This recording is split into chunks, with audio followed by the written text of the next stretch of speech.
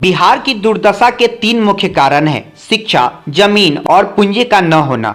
इसके लिए कांग्रेस, लालू, नीतीश और भाजपा सभी जिम्मेदार, यह कहना है प्रशांत किशोर का।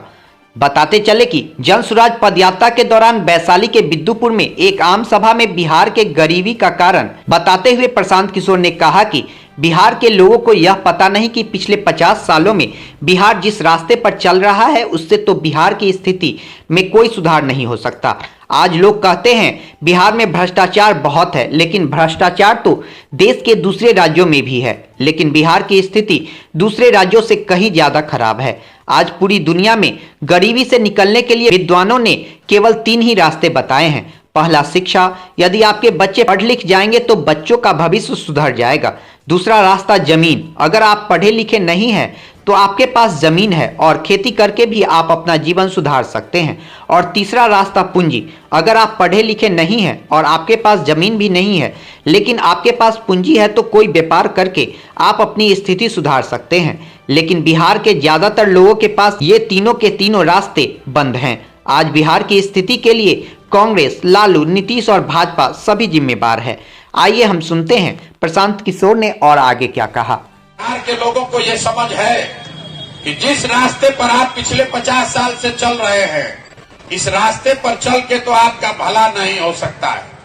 पिछले 50 साल में बिहार में 27 अलग अलग लोग मुख्यमंत्री बने हैं।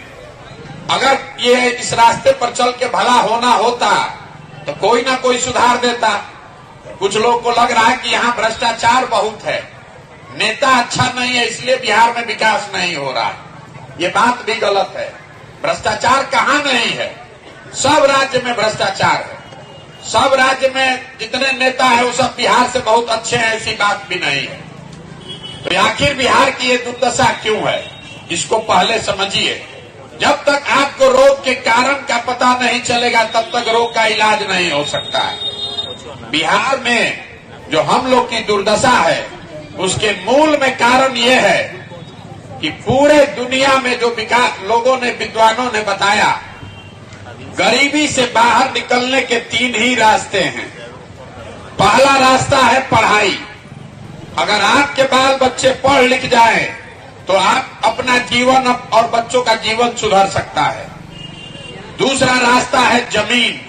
अगर आप पढ़े लिखे नहीं हैं लेकिन अगर आपके पास जमीन है तो खेती करके भी आप अपना जीवन सुधार सकते हैं। और तीसरा रास्ता है पैसा, पूंजी।